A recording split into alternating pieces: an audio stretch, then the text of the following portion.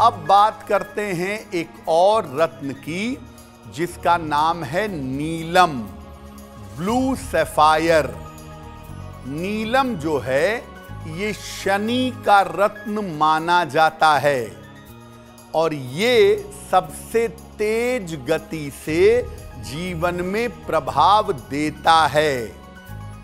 अगर आपको neurological problem है, स्नायु तंत्र की समस्या है, बार बार दुर्घटनाएं होती हैं, पैरालिसिस जैसी प्रॉब्लम है या कोई असाध्य बीमारी है, तो उसमें नीलम पहनना बहुत अच्छा होता है।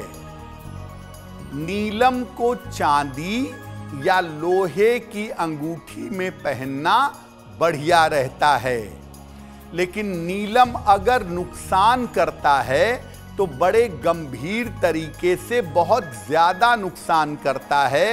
इसीलिए बिना सलाह के और बिना पूरी जानकारी के नीलम मत पहनिएगा।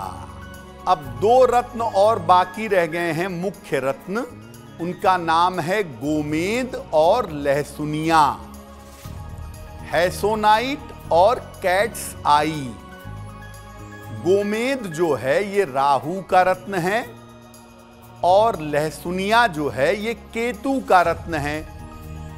गोमेद और लहसुनिया लोग बिना सोचे समझे फट से पहन लेते हैं, लेकिन प्रभु सोच समझकर पहनिए, क्योंकि गोमेद और लहसुनिया बीमारियों को ठीक कम करते हैं, बीमारियों को जल्दी बढ़ा देते हैं।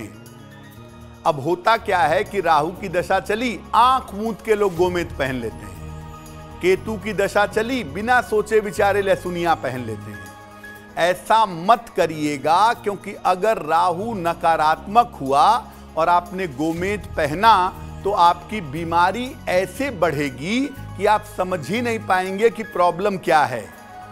और अगर बिना सोचे समझे केतु का रत्न पहनेंगे और नुकसान कर गया तो ग्रेजुअली आप डिप्रेशन में चले जाएंगे। इसलिए राहु और केतु का रत्न पहनने के पहले 1000 बार विचार करिएगा, तब इनका रत्न धारण करिएगा। अब वक्त हो गया है ऐसा क्यों जानने का।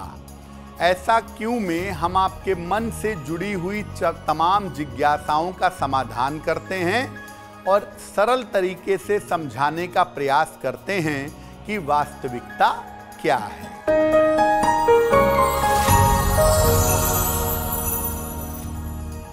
लोगों का ऐसा मानना है कि जब कोई रत्न टूट जाता है तो उसको धारण नहीं करना चाहिए। ऐसा क्यों? देखिए, जब रत्न सही होता है, टूटा नहीं होता है, तो उसके अंदर से जो किरणें आती हैं वो एक ही रंग की सही तरीके से किरणें आकर शरीर में प्रवेश करती हैं और लाभ पहुंचाती हैं। जब कोई रत्न टूटता है तो उसकी किरणें बिखर जाती हैं, उसकी किरणें एक तरीके से नहीं आती, अलग अलग रंगों की हो जाती हैं और तब रत्न पहनने पर नुकसान करता है। तो सामान्यतः टूटा हुआ रत्न धारण नहीं करना चाहिए, क्योंकि ऐसा रत्न धारण करने का सबसे पहले और सबसे बुरा प्रभाव आपकी मानसिक स्थिति पर पड़ सकता है। अगर आप मुझसे जुड़ करके अपनी समस्याओं का समाधान चाहते हैं और चाहते हैं कि आपकी समस्याओं को ज्योतिष के माध्यम से सुलझाया जाए, तो आप हमसे संपर्क कर सकते हैं, जुड़ सकते हैं एस्ट्रो तक पर।